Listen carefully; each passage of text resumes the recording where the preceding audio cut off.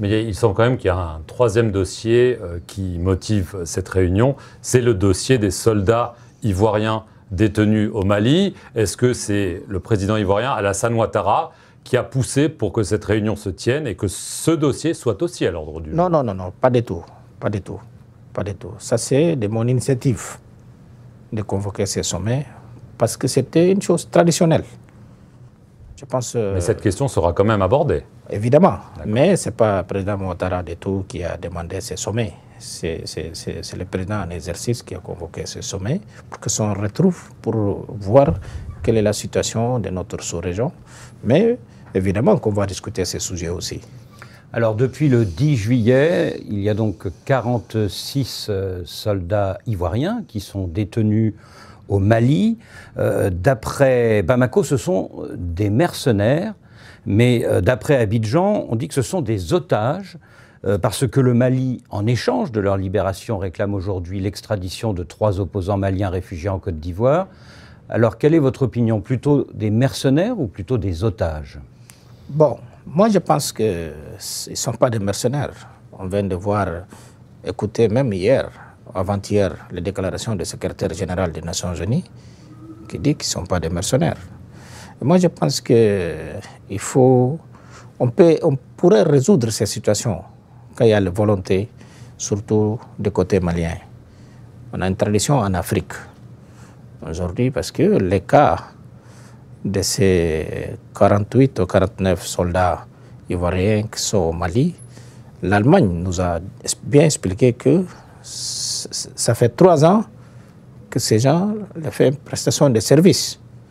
Donc, si à ces cas-là, donc on ne peut pas classifier ces gens de mercenaires. Mais les autres Maliens qui vivent en Côte d'Ivoire, ils sont pour lancer les mandats d'arrêt. Juste après ça, c'est un peu, quand même, on ne le trouve pas quand même...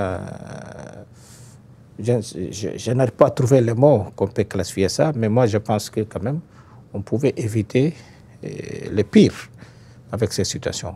Moi, dans la place des Maliens, je pouvais relâcher ces 49 soldats. C'est-à-dire que vous n'êtes pas d'accord pour qu'il y ait un échange entre les soldats ivoiriens et les opposants maliens, c'est ça?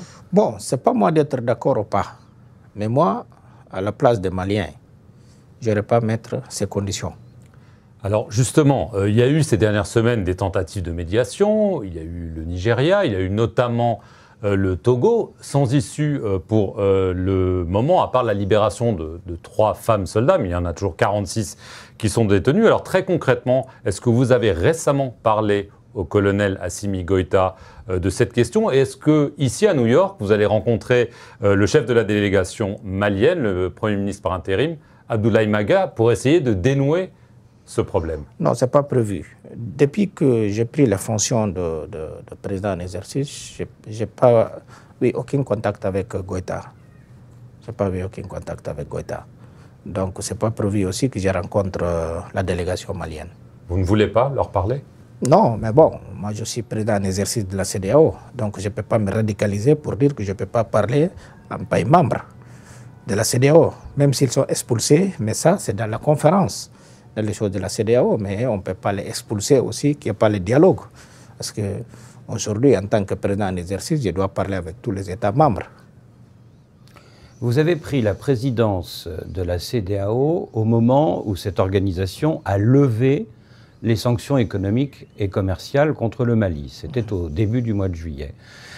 Si on n'arrive pas à régler ce problème des soldats ivoiriens détenus au Mali, est-ce que de nouvelles sanctions pourraient être mises sur la table ou pas? Bon, tout est possible. Tout est sur la table. Mais comme vous le savez, moi je suis que le représentant de tous les chefs d'État. C'est comme ça qu'on fonctionne à la CEDEAO. Ce n'est pas moi, parce que je suis président en exercice, que je dois prendre une décision unilatérale. Il faut un consensus de tous les chefs d'État. Mais quel est votre point de vue à vous? Bon, moi je ne vais pas en parler trop par rapport à ces sujets, parce que je suis président en exercice. Je dois d'abord écouter, c'est pour cela qu'on a convoqué une sanction. Mais quand même, moi, ma position personnelle, je pense que c'est... D'ailleurs, le président Ouattara, c'est parmi les chefs d'État qui ont demandé d'une manière insisté pour qu'on lève les sanctions aux Maliens. Il y a 3 mois. Oui, le président Ouattara. C'est parmi les chefs d'État qui ont demandé pour lever les sanctions. Bon, je ne dis pas oui ou non, mais moi, je dis juste que ce président Ouattara, il est parmi les chefs d'État qui ont demandé pour enlever les sanctions maliennes. Comme moi, je suis le premier chef d'État qui est parti au Mali. J'ai assisté au serment du président Badao. Quand a eu le coup d'État, après quelques mois, je suis parti voir Goïta. Parce que je le considérais comme mes jeunes frères. Quand vous dites que tout est possible, c'est-à-dire que de nouvelles sanctions ne sont pas exclues, c'est ça? Non, ne sont pas exclues. Ce n'est pas juste par rapport à ces situations de 49 soldats ivoiriens. On va réexaminer aussi, depuis qu'on a levé les sanctions, nous sommes où? Parce qu'on ne peut pas quand même banaliser aussi notre organisation sous-régionale. Il faut que les gens comprennent qu'il y a des principes de la CEDEAO. Donc tout le monde doit suivre ces principes. Justement, vous avez dit tout à l'heure qu'avec le Burkina, ça se passait bien. Avec le Mali, on voit que c'est compliqué. Il semble que le pays où il y a eu un putsch avec lequel c'est le plus compliqué, c'est la Guinée. Vous y êtes allé, vous avez demandé un chronogramme de 2 ans pour une transition. La junte dit non, c'est 3 ans, on ne bougera pas. Est-ce que là, on a un blocage complet? Non, non, pas de blocage. Je ne pense pas que les juntes ont dit que les 3 ans. Je n'ai pas entendu ça. Je n'ai pas 36 mois, ils le réaffirment. Ah, non, non, ça, je pense que donc il y a une incompréhension de ça. Ça, c'est inacceptable pour la CEDEAO. Inacceptable et négociable.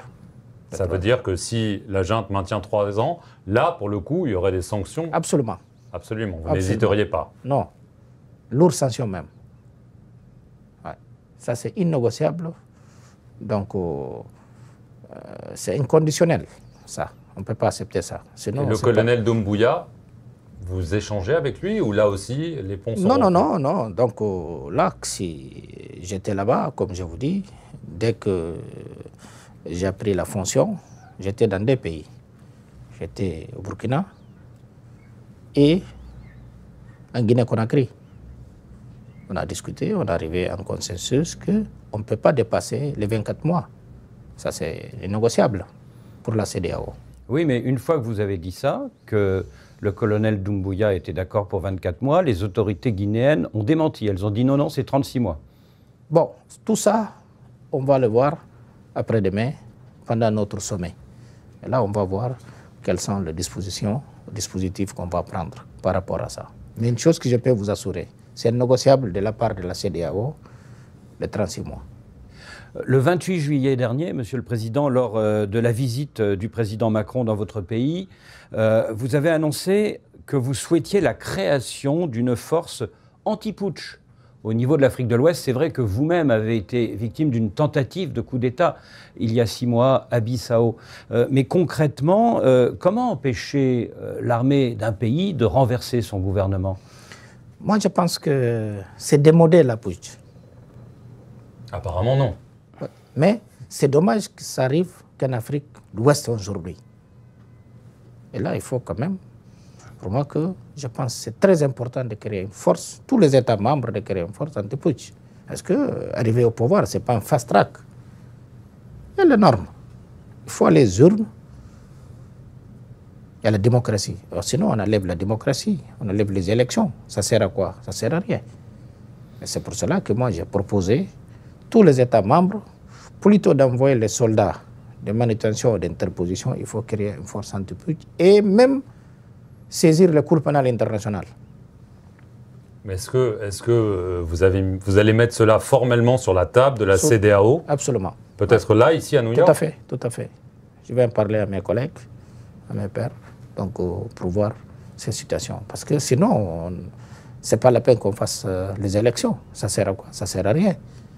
Si quelqu'un se lève une bonne heure du matin, faire un putsch. Une force commune aux 15 pays, alors? Oui, une force commune.